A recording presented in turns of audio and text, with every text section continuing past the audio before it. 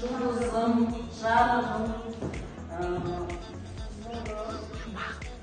жұмағым, азаматым, ақылым, данышпаным. Бұдан кейін ақылым ма? Одан бәрі айту керек па? Айтады мısın? Ақылым, ақпағым. Ерасым. Еркім, ерғанатым, ерсұлтаным, ержігітім, ергем.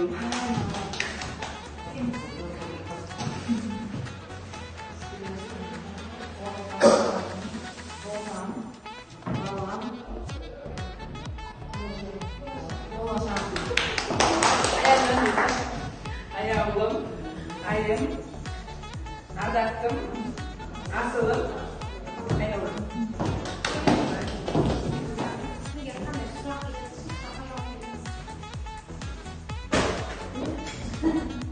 Балаңыздың қандай болғанын қалайсыз? Баламның өмірде ой болғанын қалаймын. Ақылды болғанын, бақытты болғанын, ата-анасына қамқоршы болғанын қалаймын. Сенімді ақтайтын қалаймын. Бала мен ата-ананың қарым-қатынасы қандай болуы керек? Бала мен ата-ананың қарым-қатынасы бала мен ата-ананың арасында ешқандай қиясы болмау керек, бір-бірін жақсы түсіну керек. Ата-ана баласына махаббат берсе, бала да сондай махаббат, екеуінің арасында махаббат болуы керек. Әке деген сіздің ойыңызша қандай болуы керек дейді. Әке деген балаға өз тәрбиесін бере алатын, соған өзіне асқақтауға, әкесі өзінің істеген ісі ер мінезді болу керек.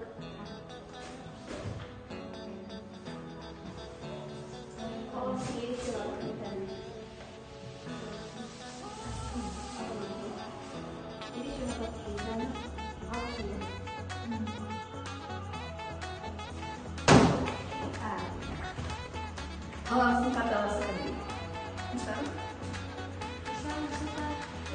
Әсем? Абылай бәрі паталасы ғой?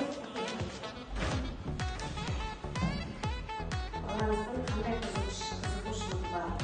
Менің балам волейболдан қызығады и суретке алудан қызығады. Бала тәрбиесіне неге көбірек көңіл бөлесіздер? Бала тәрбиесіне көңіл бөлу біздің болашағымыз. Бізді алда келе жатқан болашақтардың болсын, сіздің жолмен, сіздің бағытта жүрген бір мамандық игері болып, көптен көрсін деп, сол себепті біз солай ойлаймыз. Керемет, жақсы рахмет. Ата-ана мен баланың ара-қатынасы қандай деген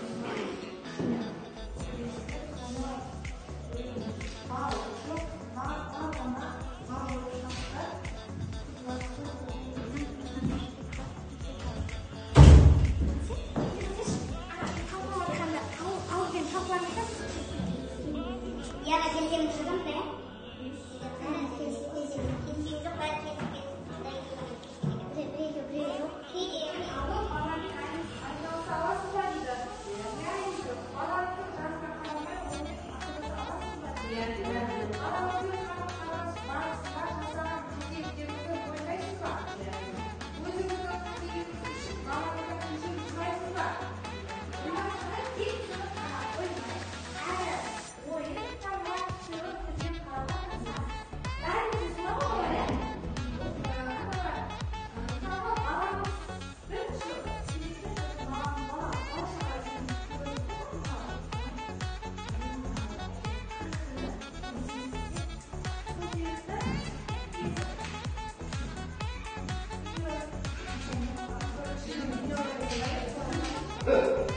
Öyle koysa.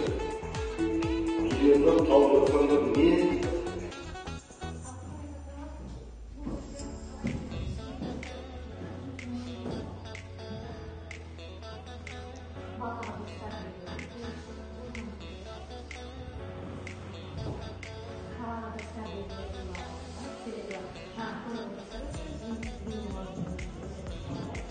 Баласы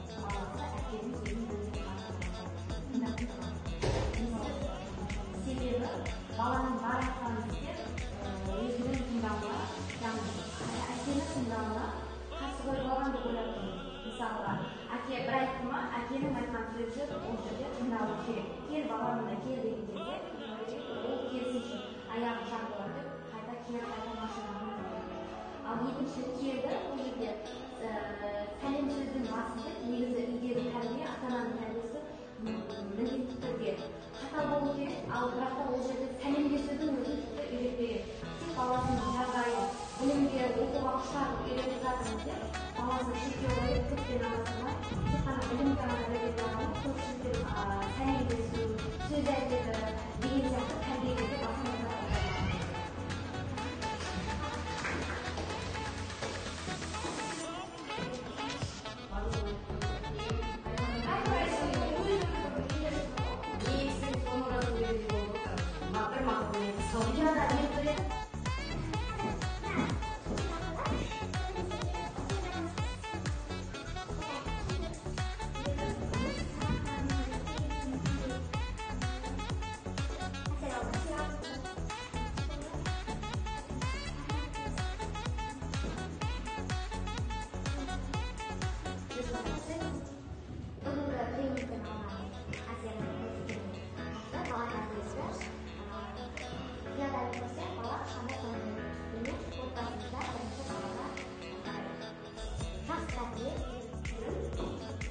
әкенің орны қандай екенін түсініп бәріміз баламыздан не беріп не бермеу керек екенін түсініп не істейтінімізді қандай жағдайда қандай ерекшелік деген жағдайларда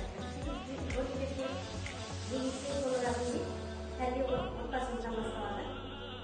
Сосын өзіміздің отбасымыздан бастайық.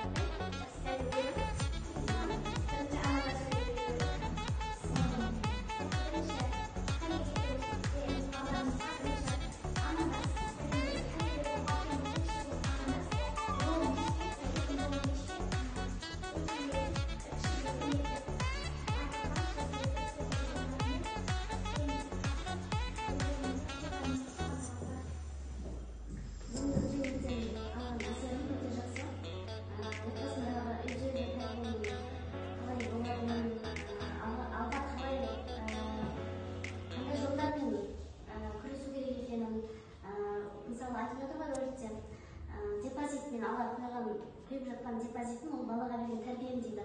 Сол тәрбиені келешекте өзі рахатын көреді. Сол сияқты ең бірінші сол отбасынан басталады тәрбие, бала шағамызбен ара қатынас, бала мен ата-ананың ара қатынасы.